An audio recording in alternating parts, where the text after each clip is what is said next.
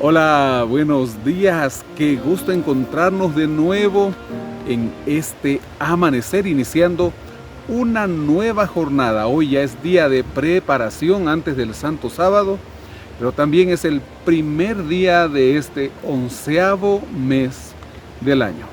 El Señor es bueno con nosotros y nos sigue permitiendo vivir, extendiendo su misericordia. Continuamos con el estudio del texto sagrado, pero antes le invito para que comparta el enlace de este video, déjenos ahí su me gusta y también para que juntos iniciemos en oración. Mi Padre y buen Dios, gracias Señor por este día que nos regalas, por la vida y las bendiciones, por tus cuidados. Señor, estoy junto a mis amigos iniciando este estudio. Rogamos que este día también nos ayudes a terminar todas nuestras labores, Señor. En el nombre de Jesús, oramos y rogamos. Amén. Amén. No olvide también que hoy día es día de grupo pequeño. Así iniciamos el capítulo número 5. Después de ver el día de ayer, al final del capítulo número 4, que Bernabé había vendido su propiedad con el objetivo de dedicarse a la predicación del Evangelio, y de él hablaremos más adelante también en este mismo libro.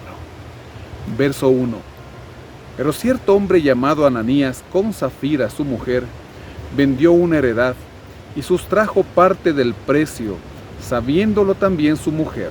Luego llevó solo el resto y lo puso a los pies de los apóstoles.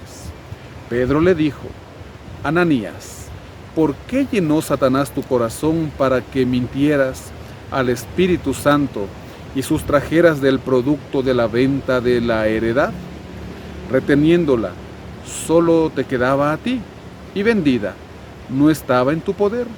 ¿Por qué pusiste esto en tu corazón? No has mentido a los hombres, sino a Dios. ¿Cuál era el problema aquí? Ananías, junto a su esposa, se habían propuesto vender la heredad para, al igual que los demás cristianos, tener todas las cosas en común. Y además de venderla, a entregar todo el valor en el cual ésta se vendiera.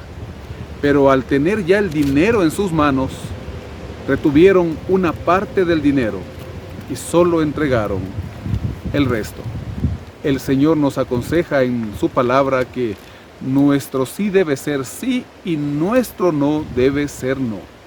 Cuando le vamos a hacer una promesa al Señor, debemos orar, meditar, pensar. Y una vez que hemos decidido hacer esta promesa, este pacto con Dios, hay que cumplirlo y cumplirlo completo. Sigue diciendo el texto. Verso 5. Al oír Ananías estas palabras, cayó y expiró. Y sobrevino un gran temor sobre todos los que lo oyeron.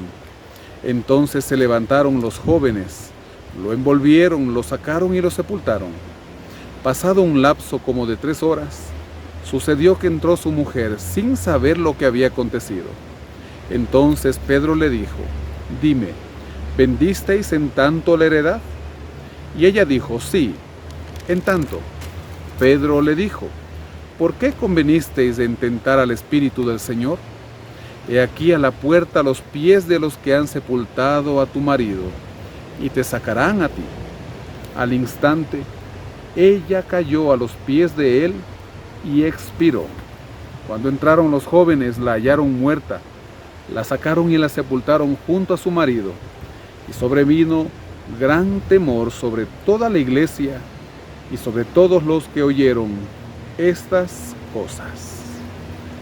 Ahora nos dice el comentario: la reputación de la iglesia estaba creciendo debido a los milagros, pero ahora también crece a través de este relato negativo, pues tanto los creyentes como los incrédulos se enteran así de que los compromisos de fe asumidos por los cristianos no deben ser pasados por alto.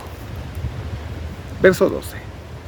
Por la mano de los apóstoles se hacían muchas señales y prodigios en el pueblo. Estaban todos unánimes en el pórtico de Salomón, y de los demás ninguno se atrevía a juntarse con ellos.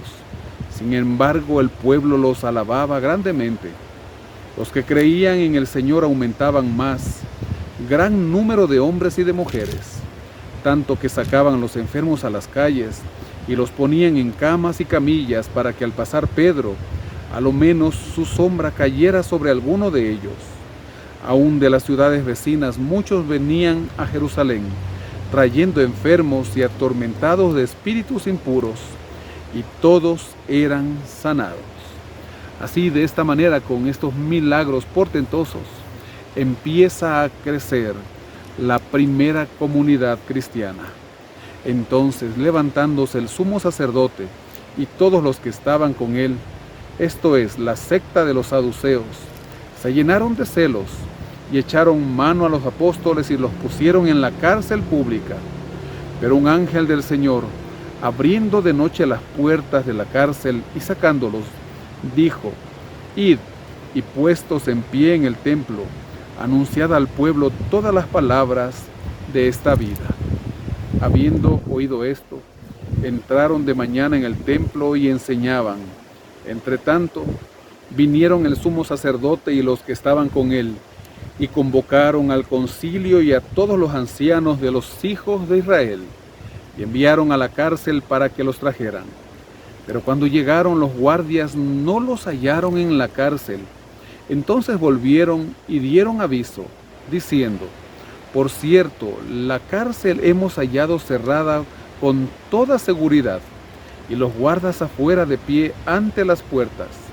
Pero cuando abrimos, a nadie hallamos dentro. Cuando oyeron estas palabras el sumo sacerdote y el jefe de la guardia del templo y los principales sacerdotes, dudaban en qué vendría a parar aquello. Pero viniendo uno les dio esta noticia: Los hombres que pusisteis en la cárcel están en el templo y enseñan al pueblo. Entonces fue el jefe de la guardia con los guardias y los trajo sin violencia, porque temían ser apedreados por el pueblo. Cuando los trajeron, los presentaron en el concilio, y el sumo sacerdote les preguntó diciendo: ¿No os mandamos estrictamente que no enseñarais en este nombre? Pero ahora habéis llenado Jerusalén de vuestra doctrina, y queréis echar sobre nosotros la sangre de ese hombre.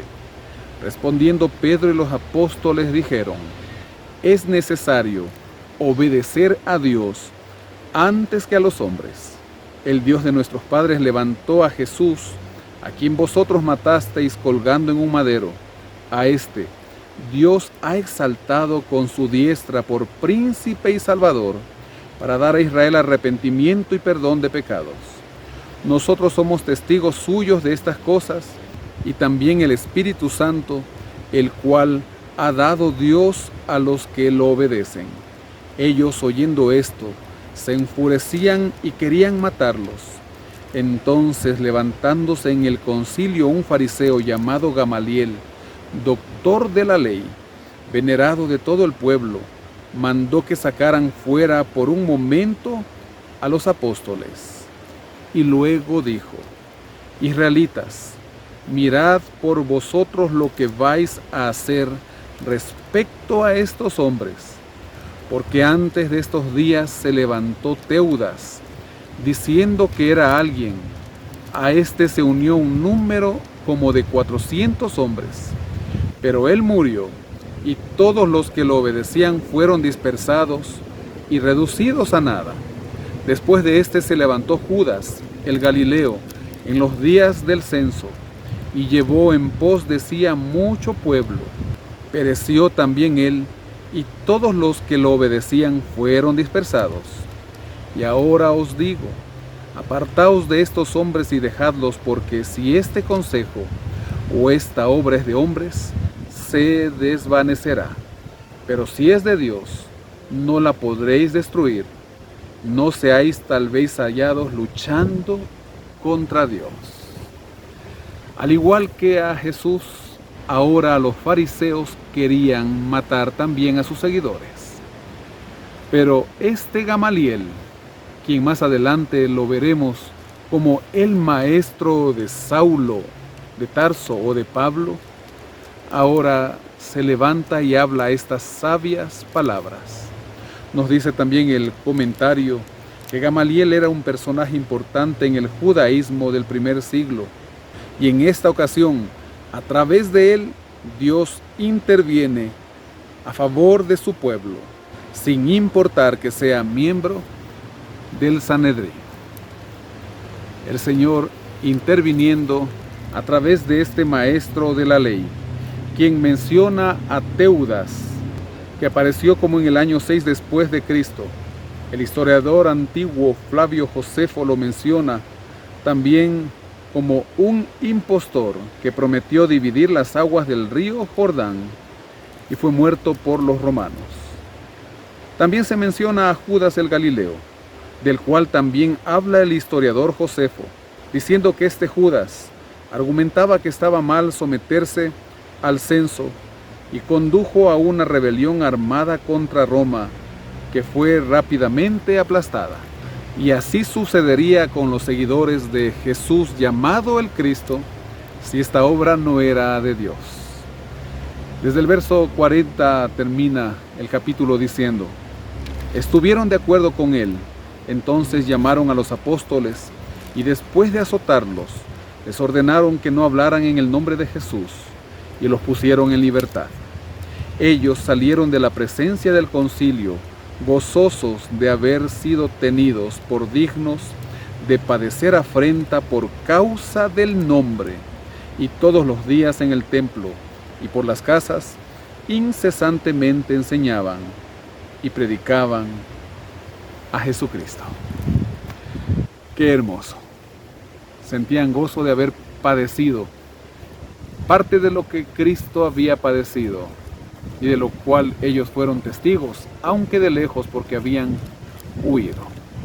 Estaban felices porque tenían la oportunidad también de seguir predicando el Evangelio, y si era necesario seguir padeciendo por el Evangelio. Y nosotros hoy, ¿cómo estamos frente a la inminente venida de Cristo y a poder predicar y terminar la predicación del Evangelio? Para meditarlo durante esta jornada. Mi buen Dios y Padre, gracias, porque en tu palabra no solo encontramos la verdad, sino que encontramos el consejo y la dirección a seguir. Hoy es necesario que llenos de tu Espíritu Santo podamos predicar, pero quizás, Señor, no estamos siendo dignos para recibir el poder del Espíritu Santo. Quizás nuestros cuerpos, que son templo del Espíritu Santo, no están limpios para que Él more en nosotros. Danos sabiduría, Señor, para meditarlo, y a la puesta del sol, al entrar en tu santo día, guardemos tu reposo y estemos en comunión contigo. Bendice a mis hermanos, a mis amigos, nuestros hogares también, lo rogamos en el nombre de Jesús, nuestro Salvador. Amén. Amén. Que el Señor le bendiga y guarde. Tenga un feliz y bendecido día de preparación.